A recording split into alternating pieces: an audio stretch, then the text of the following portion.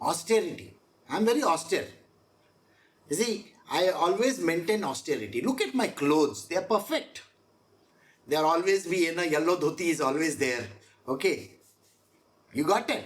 And you see, even my bows and arrows are perfectly polished and kept. I don't fight. But they have to be perfectly kept. Okay. Even my basuri is like that. Okay. She's going to be perfectly balanced. Does it really matter? No. So I am austere in the way. I always dress up nicely. I look good. Okay. And don't go on my color. The color is the one thing which everybody thinks that, but that is the color of the universe, no? I am the universe, so that is the color. So that is how it is. So charity. I love giving everybody. If you love giving everybody everything, then you are as good as me. So become charitable. I am also charitable. I love giving. Anybody coming and saying something to me, I'll give them. Okay, take this. Yeah, my wife stops me once in a while. She says, okay, don't give him extra. Okay, you just have to cut down. So that time I say, okay, fine. If you say so, I will cut down. So if you remember the story of Sudama, no? So in Sudama's case, his wife says, no, don't eat too much. Okay, this is enough. Okay. So I hold my tongue at that time and give him that much. So this is how it is. Charity, fame and obloquy. I don't get disturbed when people call me names also. You know how many people call me names? Even the whole world can call me names. Really shouldn't matter? Well, I am good as well as bad of this world, isn't it? So I have to accept whatever people say. If they say I am the worst guy on earth, I said, yeah, very good. I am the worst of the worstest and the worstest. Whatever word you can use, I am that as well. So you can use the word that you want. And I'm the best of the, the bestest of the best and the best also, you can use that as well. So I am in that whole range, whatever you want, you can put me in that. It really doesn't matter. So I am everything of everything. The whole dictionary is me. Okay. And then, these diverse traits of creatures emanate from me alone. So everything comes from me. So please understand, if these things come from me, don't you understand that I am also that? So you have also come from me. Okay, good morning. We had started chapter 10 yesterday and we had completed till verse 3. So Sri Krishna is saying that you have to understand who I am. But who am I cannot be understood by any normal person because this is not easily understood. So even if you take the gods themselves, like say for example Brahmaji has no clue who I am. And no other god has any idea who I am because I don't have a beginning, neither do I have an end. Nobody is my father and nobody is my mother. And because there is no one who came before me, so there are no precursors. So there are no parentage from where I came from. And because nobody has any idea where I came from, it is not possible for anybody to know who I am. But he says, I am birthless, so I have not taken birth. I have come in this whole thing right from the beginning. There is no beginning as such for me. So if you say something, when did this start? So there is always a beginning. So there is no beginning for me. And I am the Supreme Lord of the universe. But if there is a person who understands me, who can understand me? A devotee of mine. A real good devotee of mine. Only he can understand me. And if he knows me, then if he understands who I am, then he knows me very well. So this is where we had stopped yesterday. So now we are going to continue from verse 4.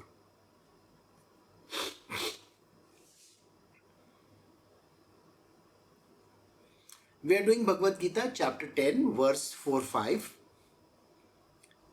Reason, right knowledge, unclouded understanding, forbearance, veracity, control over senses and mind, joy and sorrow, evolution and dissolution, fear and fearlessness, non-violence and equanimity, contentment, austerity, charity, fame, and obliquity. These diverse trait of creatures emanate from me alone. Now, what is Krishna? Is the question that we are trying to understand. Now, Krishna is something nobody can actually understand. So there must be qualities associated with Krishna. Suppose there is an object. I don't know what the object is, but I can see the color of the object. So there is a color, there is a taste, there is a smell. Can I say I can use these qualities to identify that object? So object is red in color. I can say this object is red in color. There is a qualification for that object. Suppose the taste is bitter. Can I say the taste is bitter so I can identify something about it? So there are some qualities which come from that object itself. Then I can identify it. Alright? So let us say there is a probe which goes to, say, the Milky Way, somewhere far in the Milky Way. And then it catches one object in outer space and brings it back to Earth. Like today, that thing which has happened, an asteroid, a rock from some asteroid belt somewhere, that rock has been picked up and brought to Earth. So then you do the analysis of it. How do you do the analysis? We go as per our own data available. So there is a data available with us, a data set is available. We say, okay, this matches this data, this matches this data, this matches this data. Alright? So when some things are matching, I will be able to say, okay, this is what it is. So at least some identifiers are there. Now, science has a very unique way of identification. Today, if I have to sit on Earth and identify a star which is maybe X, miles away or billions of kilometers away, we don't know where it is. Maybe 2 light years away or 3 light years away, something like that. So the star is somewhere far in space. Now I need to identify what is on that star. So what do I do? So I use my telescope and I take photographs of those planets or the star. I take a photograph of the star. Now, this photograph is a unique kind of a signature. The signature is of a particular lines on what is called as a spectrophotometer. It's an instrument. In spectroscopy, there is an instrument. So spectrophotometer is an instrument. So I take this photograph and the spectrophotometer has the imprint. It takes an imprint. And this imprint I will identify with my original imprints which are there. So those imprints are, when I heat certain objects, the sodium will give me certain vapors and they will show me certain lines in the spectrum. Certain lines are missing.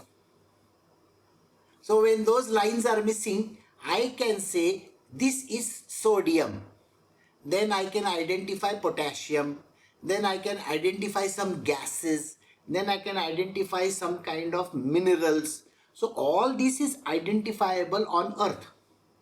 So when I am seeing through this telescope and taking photograph, I take the photographs and I identify the spectral lines on it. And these spectral lines I will compare with the data I already have. So these two datas I will see and say, okay, this planet has got hydrogen on it, it has got carbon dioxide on it, it has got nitrogen on it, it has got water on it, because water also has a certain signature. It has got sodium on it, it has got potassium on it. So after I go through the entire data, I can say, okay, now I can stay on that planet or that whatever the place is. So this is the way we identify, even though we are billions of miles away from this place. So I hope you understood. So there is a data set available to me. I compare it to that and then I can say. So Sri Krishna is generously offering us this data set. He is saying, here it is that I am this. Now you identify yourself who I am. And what is this data set? He says, reason. I have the highest reasoning capacity. The reason means I am able to understand everything with a particular reason. Like I said just now, I gave an example of science. Now in science, I use logic and reasoning. If it is red in color and if it is a fruit and it tastes a little sweet and a particular way, I can say this is this particular fruit. I can identify it. In the same way, he says, you can identify me by this kind of qualities. So I have the highest reasoning capability. So with reason, right knowledge. With right knowledge, you can identify me. All right? These things are my characteristics. These are my spectral lines. Okay?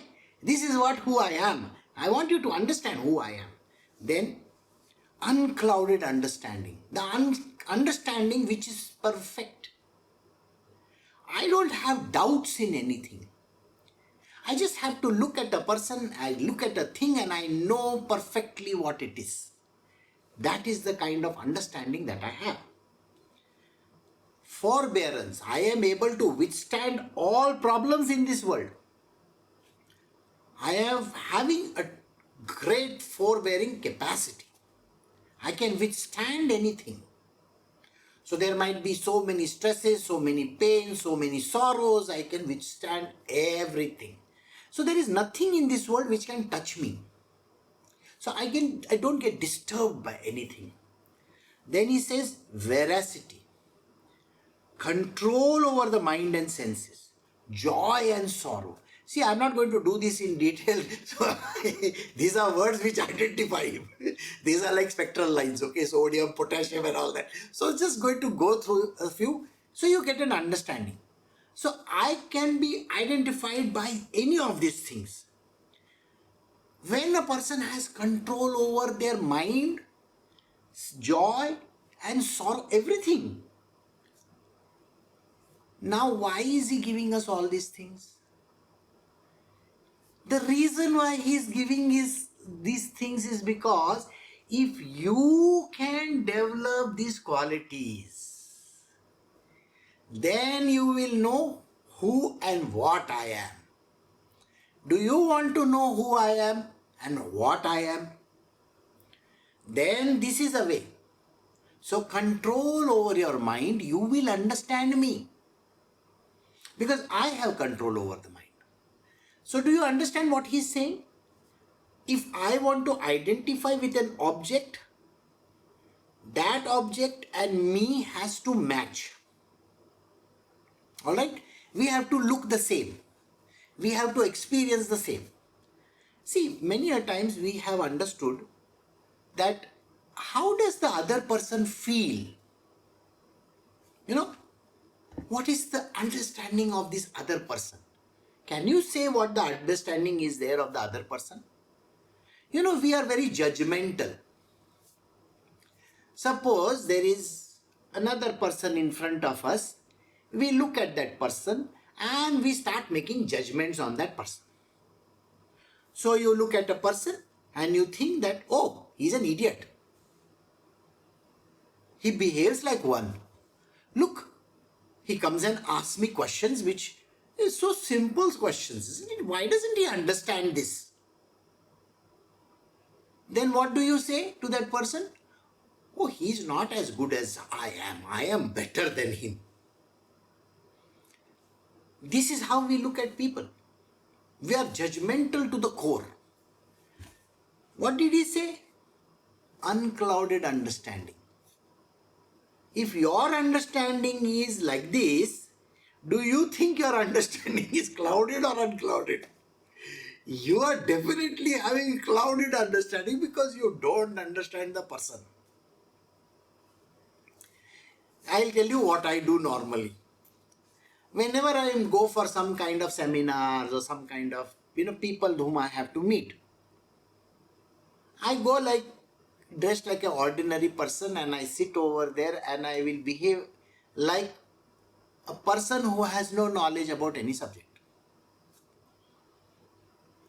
The reason is because if you do that, the other person feels that they know too much about the subject.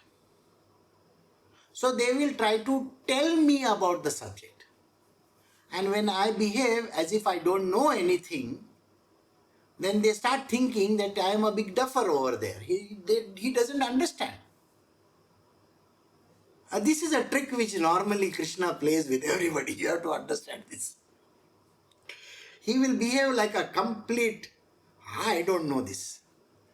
I have already given you the story of Chaitanya Mahaprabhu who sits in front of this Guru and keeps on looking blank. What are you saying? I don't understand.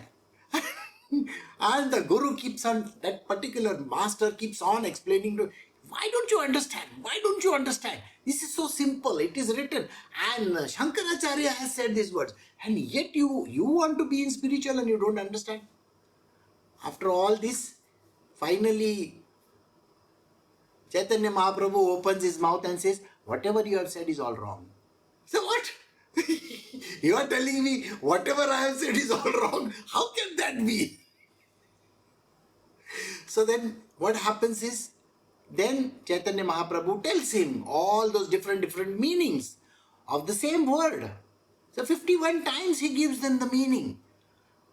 Finally the master says, oh my God, I think you are the one who has written this book and I am trying to tell you what this book means. So exactly like that. You see, if you try to act like a knowledgeable person, the person in front of you is never going to give you any knowledge.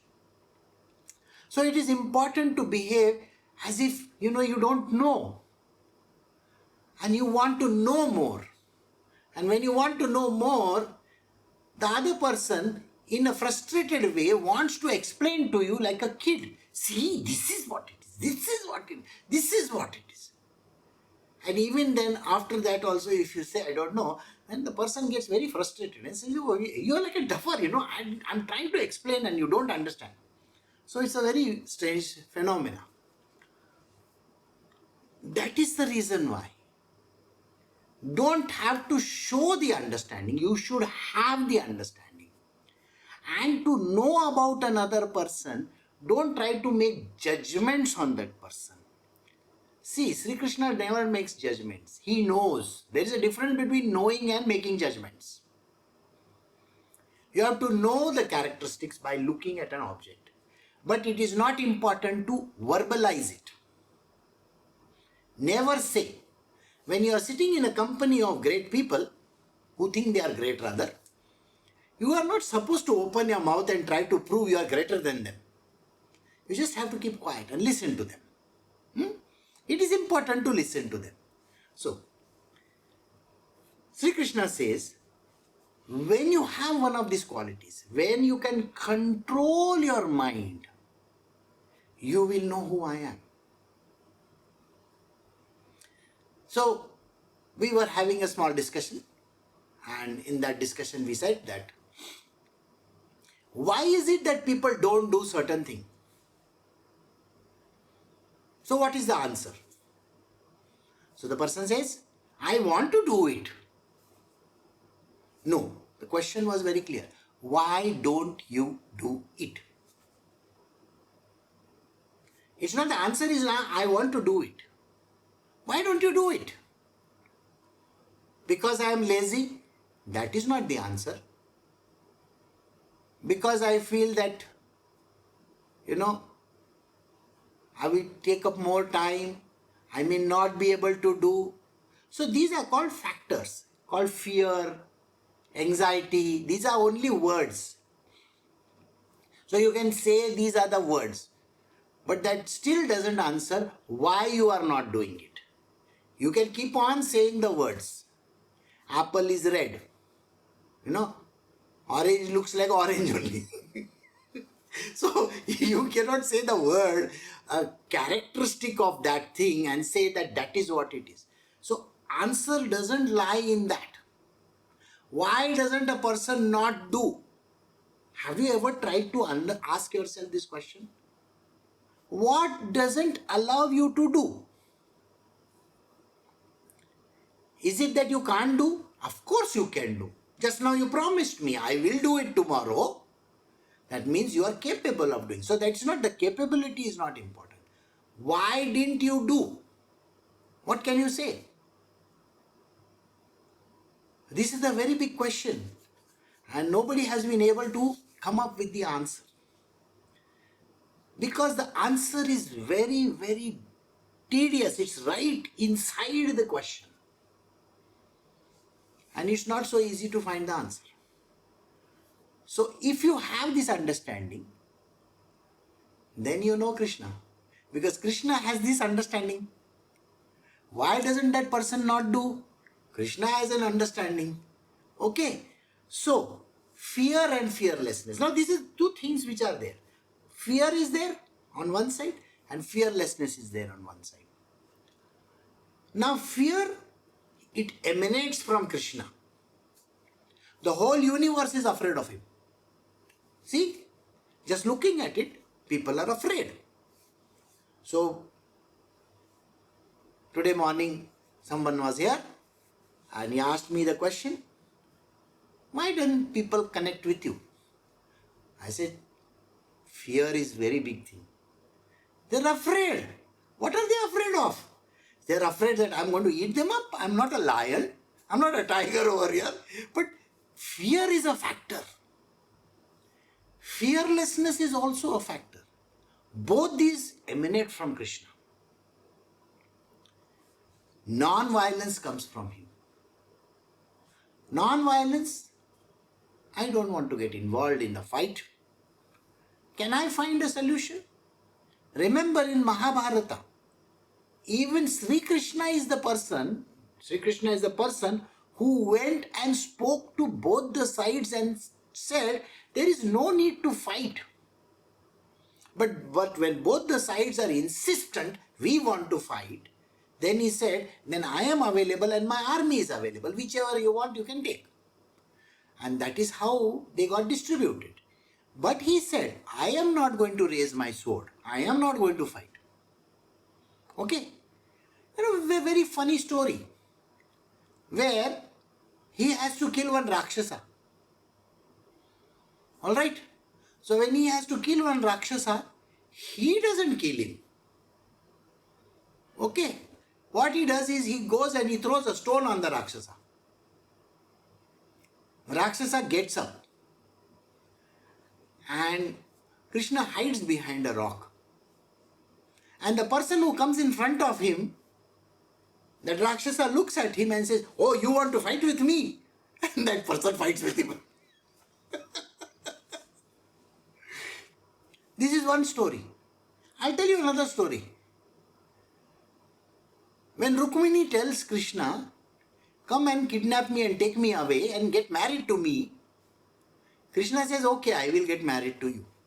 So when he kidnaps her from that temple, okay, and takes her, the entire army of her brother is behind him. Okay, the whole army is behind him. So when the whole army is behind him, he tells his brother, okay, Balram, he says, you do one thing, you fight this army, I am running away with the girl. See, he does that. So he runs away with the girl, gets married to her. Alright? This is like every time. You will find that he tries to avoid. But you may say that, but didn't he kill Kamsa? Didn't he kill all those other, people like Putana and all those? Why did he do that? Well, it is not that he wanted to kill her. He released her. See, by drinking her milk, he released her. Same thing with Shishupal. 18 times a poor fellow, he comes and he fights. Krishna doesn't do anything. He just leaves him. Let go. Get lost. Go away from here. And the last time he says, now 100 times is over. Now I cannot have. So now I will kill you. Well, the reason why he kills him is because he is his dearest devotee. If you remember, there is Jay and Vijay. The two Rakshasgan who are always standing outside his door. They become Hiranyakashyap and Hiranyaksha. Right? So these are the same people. And these are the only people he has told to release, So he is going to release. But otherwise you will find that he is full of only non-violence. He will first negotiate, Okay, let us try to negotiate on this. That is how it is. Then, equanimity of mind. If you also have equanimity of mind, then it is very easy to know Krishna. Don't get disturbed by anything. See, everything happens. Okay? Everything happens. Why are you disturbed? Whatever happens is only for that day. Tomorrow that thing is not going to be there. Tomorrow some new problem will be there. Don't worry. Problems don't go away. See, today you have one problem, it goes away, then another problem comes up, then that problem goes away, then the third one comes and that goes away. You think this world is not going to be full of problems? Of course, this world I have created for problems' sake only. So that is the reason why Sri Krishna is always saying, have equanimity of mind. Every day you should be able to face everything new. If you don't know how to face, then how are you going to become me? You understand what I am saying? Here Sri Krishna is giving an example how you can be me. That's what he is saying. So have equanimity of mind. I also have equanimity. You also have equanimity. So you will understand me better. Contentment. I am always contented. Okay, see, in my contentment, if one girl comes to me and says, you marry me, I say, okay. Another one comes and says, marry me. I says, okay. The third one comes and says, marry me. That is also okay. Another 1,000 of them come and say, okay. And everybody I will say, okay. So 16,108 people came and said, marry me. I say, okay, fine. I'll get married to you. But I don't have to go in their mind, no? Because I have equanimity of mind. Okay, let them do whatever they feel like. They just wanted to get married to me. So, okay, fine with me. So, the funny part is this. He doesn't get involved in the process. Everybody gets involved with him. So, the whole thing is so funny. And believe me, you should be able to face everything. That is what he means. And you should be contented with what you get. Don't be bothered about, is this good, is this bad? Why are you bothered? It's okay. It's all right. Doesn't matter. Austerity. I'm very austere. You see, I always maintain austerity. Look at my clothes. They are perfect. They are always yellow dhoti is always there. Okay. You got it? And you see, even my bows and arrows are perfectly polished and kept. I don't fight. But they have to be perfectly kept. Okay. Even my basuri is like that. Okay. She's going to be perfectly balanced. Does it really matter? No. So, I am austere in the way. I always dress up nicely. I look good. Okay. Don't go on my color. The color is the one thing which everybody thinks that. But that is the color of the universe, no? I am the universe. So, that is the color. So, that is how it is. So, charity. I love giving everybody. If you love giving everybody everything, then you are as good as me. So become charitable. I am also charitable. I love giving. Anybody coming and saying something to me, I'll give them. Okay, take this. Yeah, my wife stops me once in a while. She says, okay, don't give him extra. Okay, you just have to cut down. So that time I say, okay, fine. If you say so, I will cut down. So if you remember the story of Sudama, no? So in Sudama's case, his wife says, no, don't eat too much. Okay, this is enough. Okay. So I hold my tongue at that time and give him that much. So this is how it is. Charity, fame and obloquy. I don't get disturbed when people call me names also. You know how many people call me names? Even the whole world can call me names. Really shouldn't matter? Well, I am good as well as bad of this world, isn't it? So I have to accept whatever people say. If they say I am the worst guy on earth, I said, yeah, very good. I am the worst of the worstest and the worstest. Whatever word you can use, I am that as well. So you can use the word that you want. And I'm the best of the, the bestest of the best and the best also, you can use that as well. So I am in that whole range, whatever you want, you can put me in that. It really doesn't matter. So I am everything of everything. The whole dictionary is me. Okay. And then, these diverse traits of creatures emanate from me alone. So everything comes from me. So please understand, if these things come from me, don't you understand that I am also that? So you have also come from me. So learn these qualities, then you will know me better. So this whole idea of knowing Krishna can be understood when you look at the qualities which emanate from him. So what does emanate from him? An apple has a quality of red in color. It is emanating from the apple. So you understand that that is a quality associated with apple. So if the quality of goodness comes from me, I am the good thing in this world. If obliquity comes from me, I am that as well. Who says I am not that? If you feel that charity comes from me, I am that as well. So all these things come from me. So this verse is a total understanding of my qualities. And now we are going to do more qualities about him. Alright?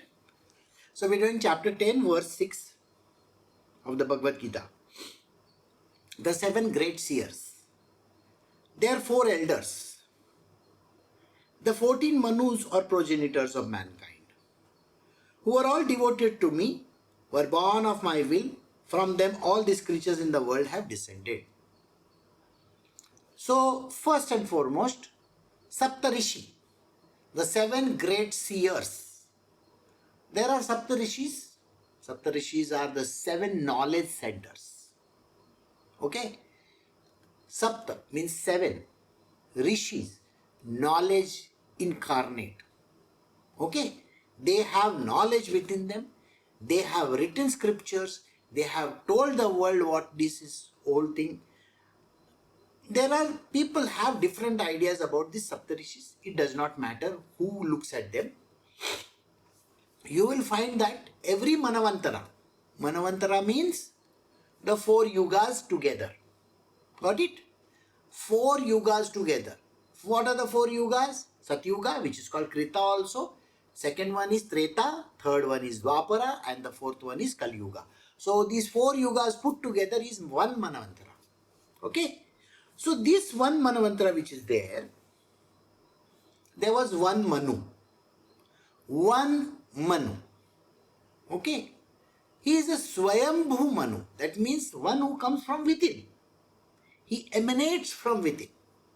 So when this Manavantara starts, the first beginning, the first Manu comes about. Before the Manu comes about, before this Manu comes into the picture, there are already Saptarishis. So there are the 7 sages are already there. Remember, if 7 sages are there, there is Brahma, Vishnu, Mahesh also. Because they got created first. So they are there, their wives are there, all the gods are there. So when these rishis are getting created, there are the 4 great souls which are called the sons of Brahma. They are also there. Sanaka, Sanatana and all that. So these guys are also there.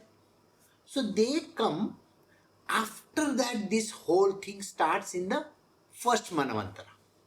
So far, how many have finished?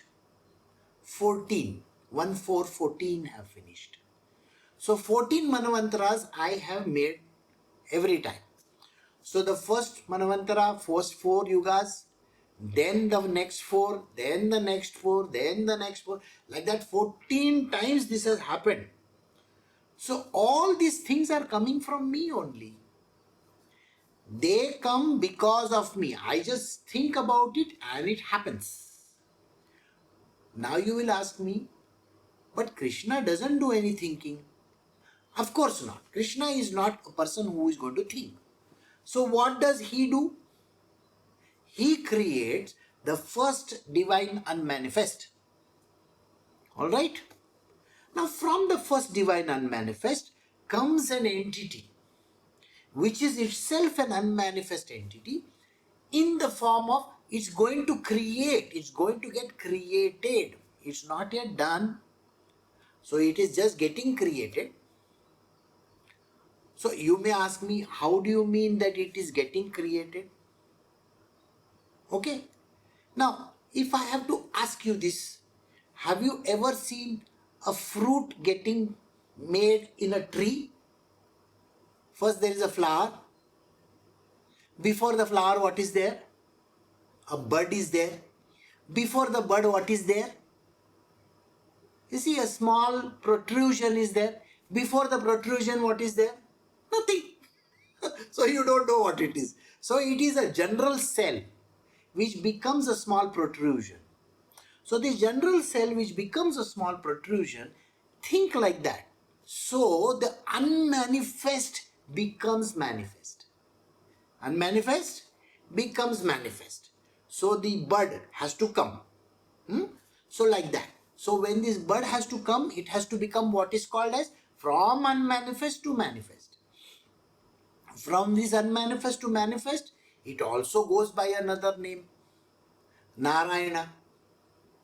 Okay. Sometimes we call him Mahavishnu. Sometimes we call him by Shri Ranga. Any name is okay. Does not matter really. How is he looking like? Oh, he is always sleeping on the ocean of milk with that great snake of his. Okay.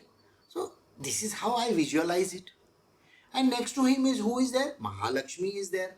Okay. You're talking about Narayana and Lakshmi. Lakshmi Narayan. Okay, if you want to call him Lakshmi Narayan.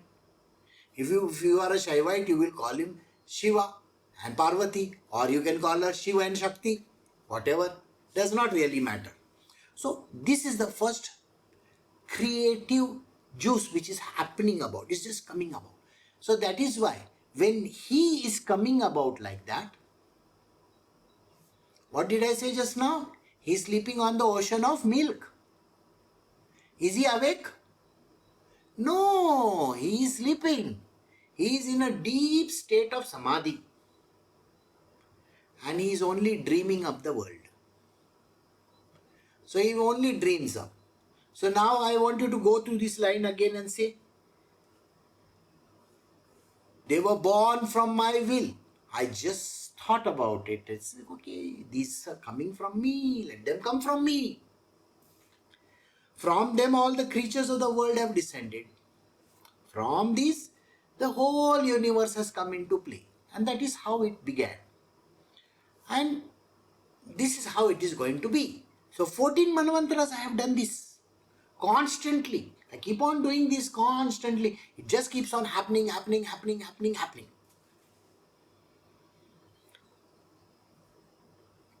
We are doing chapter 10, Bhagavad Gita, verse 7. He who knows me in reality, this supreme divine glory and supernatural power of mine gets established in me through unfaltering devotion.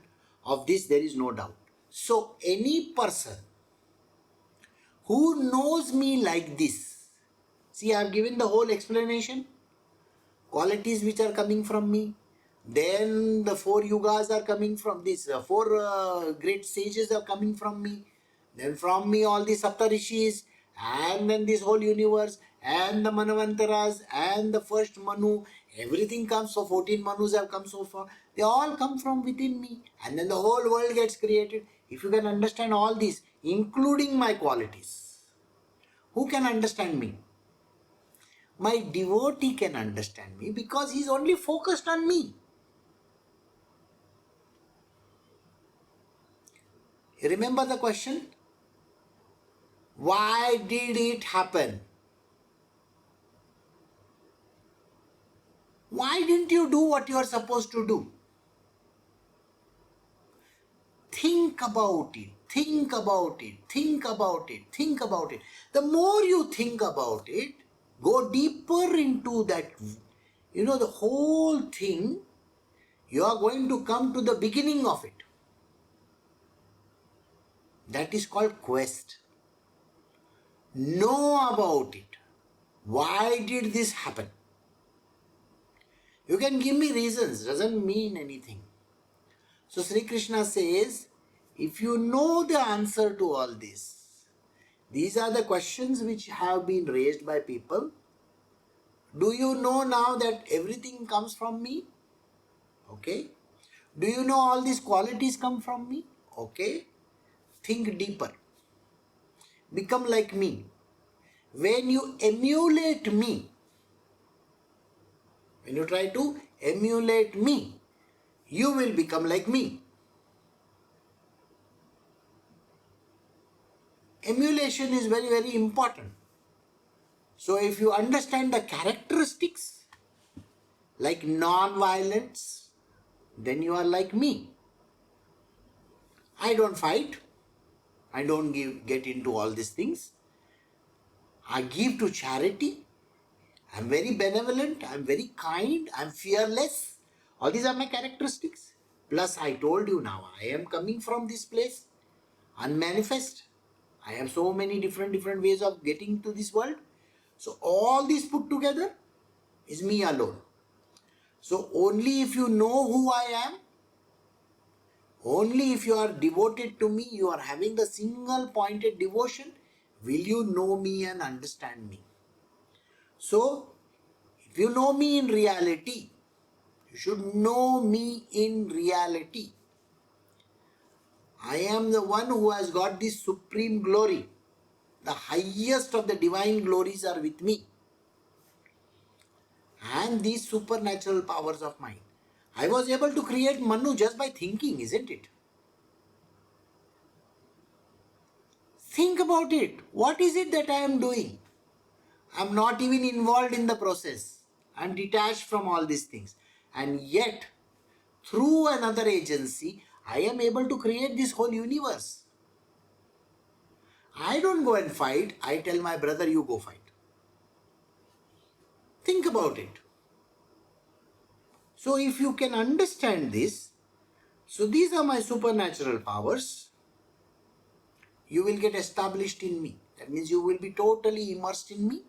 And when you are immersed in me, through unfaltering devotion, the devotion should not go away even for a moment. Don't think I am your enemy. Don't think that I am putting you in the wrong place. I am saying something to you and you should feel bad about it. No, don't do that. Unfaltering devotion, that devotion which is never going to falter. And I have absolutely no doubt about me. If I am doing something, or if I am doing something in your life, don't you even for a moment doubt me. Why is this happening? Don't doubt me. Why is that not happening? Don't doubt me. This entire truth about me, which is complete faith. When you have complete faith, then you will know me very well. So, we have come to the end of verse 7. So, we will stop over here.